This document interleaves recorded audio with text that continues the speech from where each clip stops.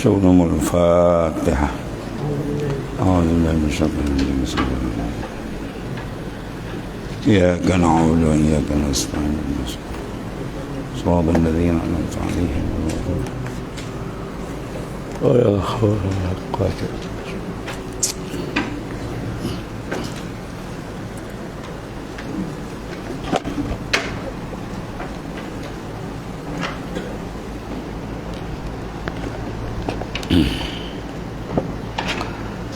Soal apa? Surah 316 ayat 110. أعوذ بالله من الشيطان الرجيم.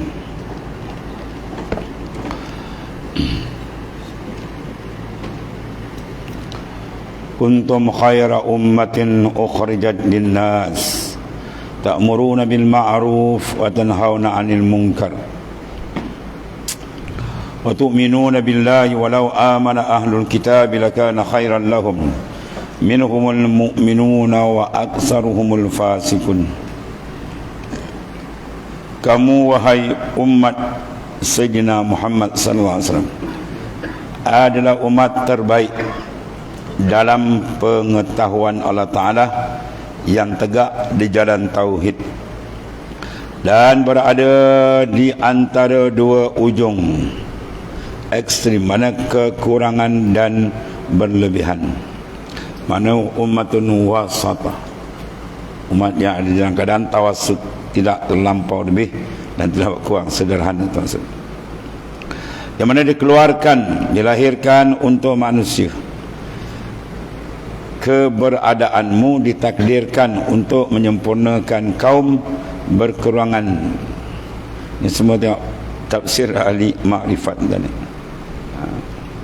Kamu menurut umat Nabi besar kita Muhammad SAW adalah umat terbaik dalam pengetahuan Allah. Ini dikait dengan Tuhan tu. Mana apa? Semua dah adalah inkishaf ilmu Allah di azali lagi siap. Kamu punya tu semua dah siap dalam pengetahuan Allah Subhanahu Wa Taala. Kemudian ditegakkan jalan tauhid, pada tauhidul khas dinna, yang berada antara dua ujung ekstrim. Maknanya apa? Kekurangan, kurang sangat atau berlebih sangat, untuk elok di pertengahan, khairul umur awsatuha. Kemudian ukhrijat linnas, yang dilahirkan, dikeluarkan untuk manusia. Keberadaanmu ditakdirkan di cara pandangan sufi.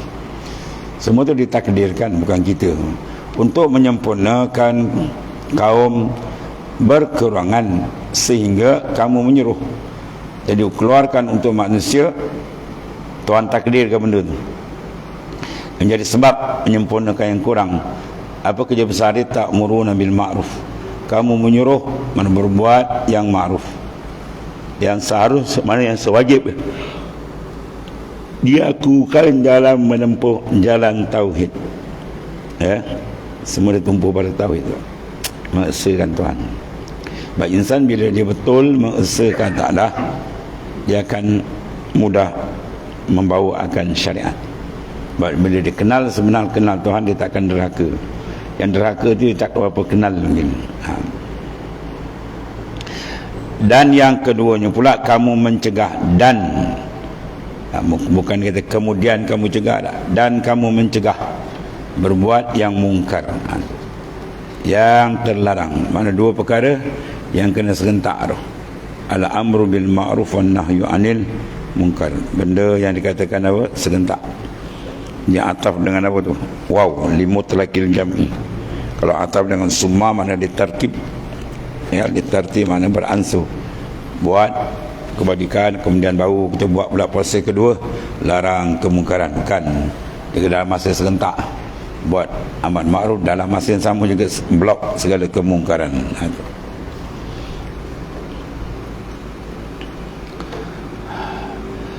Kemudian man diperintahkan larangan itu muncul daripada kerana apa? Kamu tu'minuna billah, beriman dan yakin dengan Allah, kepada Allah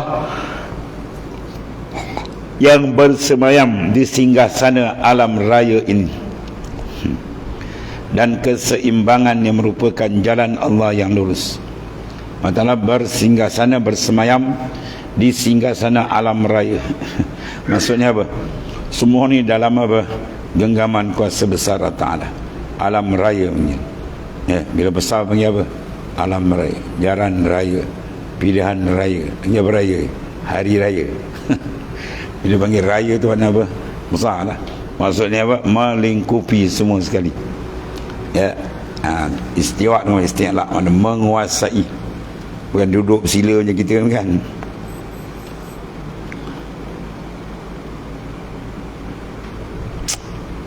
Mana tadi?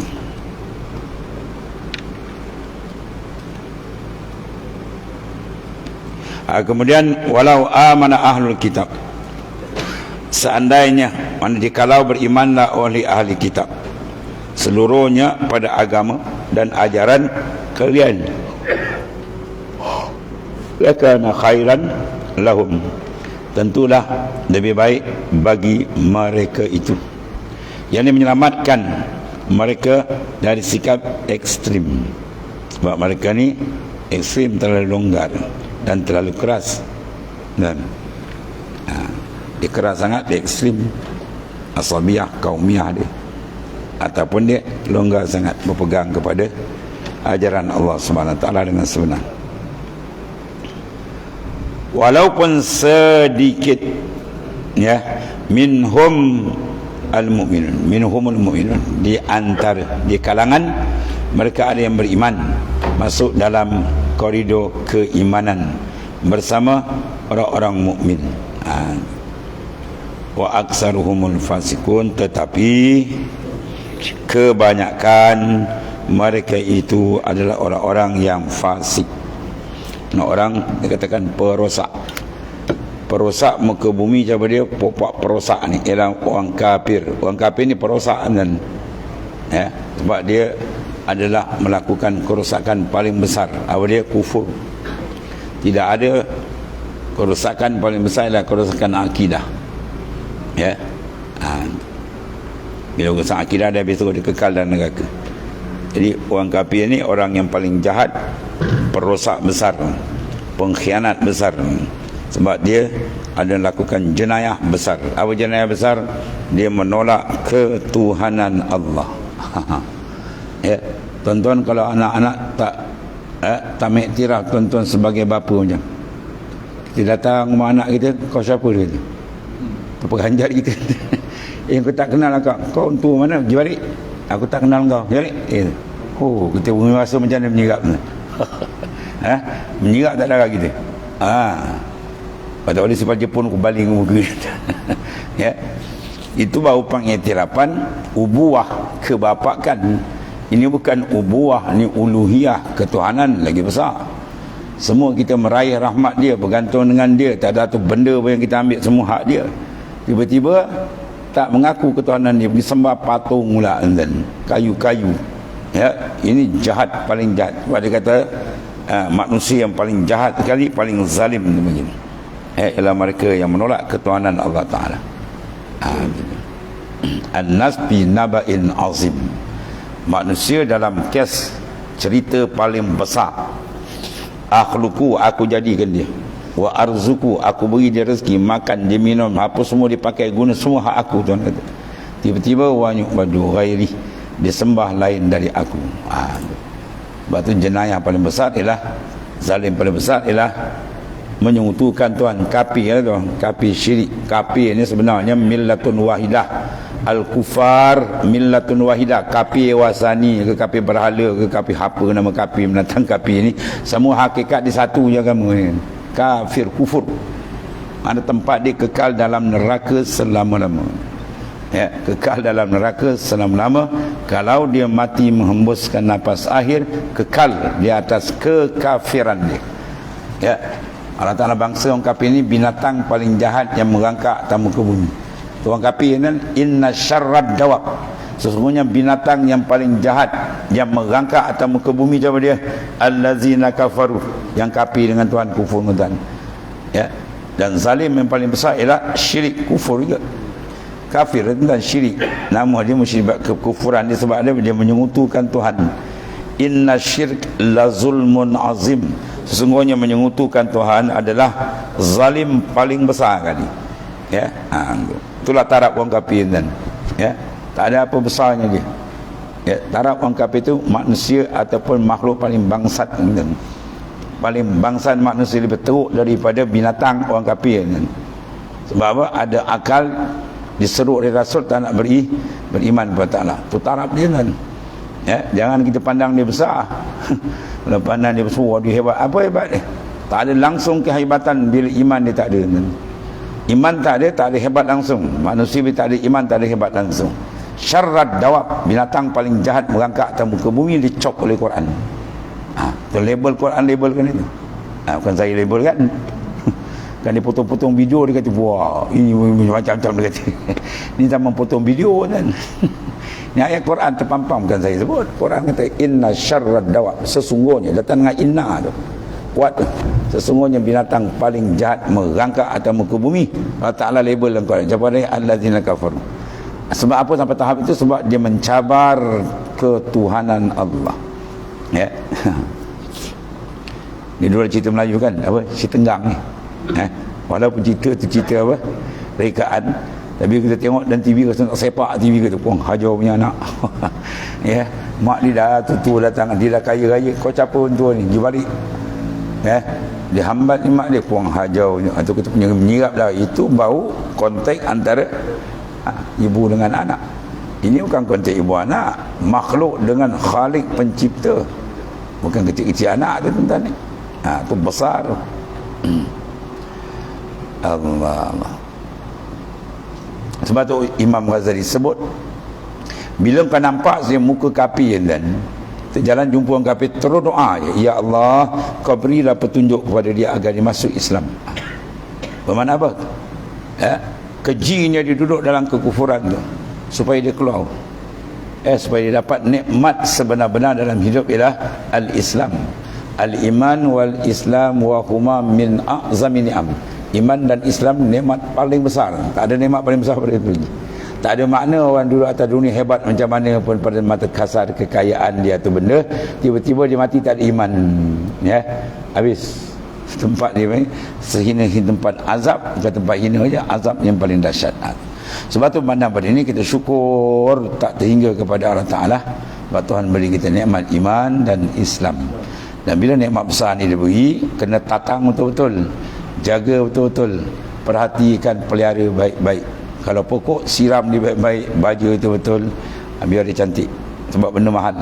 Kalau permata, jaga dia betul-betul, letak tempat dia, tempat yang elok, ya, berkunci siap, sebab dia mahal. Habis. Jadi dua perkara ni menyebabkan insan manusia menjadi mulia. Kuntum khaira ummatin ukhrijat linnas, bila tu ta'muruna bil ma'ruf wa tanhauna 'anil munkar. Mana kalau tak buat amal ma'ruf nahi munkar, maka dia bukan umat yang terbaik. Umat terbaik dia buat dua perkara, amar ma'ruf nahi munkar. Bila amar ma'ruf nahi munkar ini tidak diambil kisah oleh umat Islam, bila bila dia mabuk dengan dunia dan mabuk dengan kejahilan. Itu disebut dalam hadis Sayyidina Aisyah radhiyallahu anha, ghasyiyatkumus sakratan, memabukkan kamu oleh dua kemabukan. Mabuk ni lebih dahsyat daripada arak lagi kan. Arak kalau dia minum sebotol dua, petang kan mungkin dia clear balik. Yang ni kalau kena mabuk maknawi, mabuk dalam sampai ke mati dia tak perasan kan. Memabukkan kamu oleh dua kemabukan. Pertama apa? Hubbil aish, terlampau gila kasih pada kehidupan. Dia kira hidup atas dunia, ya akhirat langsung tak nampak. Yang kedua, wahubbil jahli, kasih tenggelam dengan kejahilan. Ya, dia menjahilkan diri dia dengan Tuhannya, dia menjahilkan diri dengan urusan tanggungjawab dengan Tuhannya, ya, dan lebih lagi dia menjahili diri dia dalam menjaga kedudukan rohani dia dengan Tuhan. Itu besar tu. Maka kalau dua kena ni, mabuk dengan dunia dan suka dalam kejahilan, fa inda zalika la ta'muruna bil ma'ruf wa la tanhauna 'anil munkar. Kau takkan dapat lihat lagi orang buat amal ma'ruf nahi munkar, kata baginda sallallahu alaihi wasallam. Jadi orientalis semua, orientalis wal iblis, no. Dia ni dah baca semua hadis-hadis kan. Kita yang tak jumpa, dia baca semua hadis ni. Bila dia baca, dia nampak kekuatan Islam dan kelemahan di mana. Umat Islam dia pegang kuat dengan Quran dan perjalanan sunnah dia kuat. Sekarang apa yang menyebabkan dia tak berpegang? Bila amar ma'ruf nahi munkar dia tinggalkan. Sebab apa dia tinggal? Sebab dia mabuk. Sekarang kita mabuk ni. Kita mabukkan umat Islam dengan apa? Maddiyah, pahaman kebendaan. Otak dia benda, dan diukur orang pun dengan benda, bukan dengan agama. Bukan? Tak, dia racun pemikiran dia dengan kehidupan dunia dan larikan mereka daripada majlis-majlis ilmu ataupun tempat-tempat yang membuat pendedahan agama Allah. Dia dijahil dengan agama dia, termasuk tinggal nama aja. Ketika itu berjaya besarlah musuh Islam. Akhirnya bentang tinggal nama sahaja.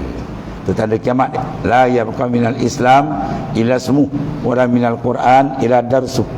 Tidak tinggal akhir zaman Islam melainkan nama kan. Nama hebat cantik Abdullah, tapi lain orang tak ada. Wala minal Quran illa darsu, dan tak ada Quran melainkan dibaca, tidak diamalkan. Itu tanda-tanda kiamat yang banyak dah berlaku tadi.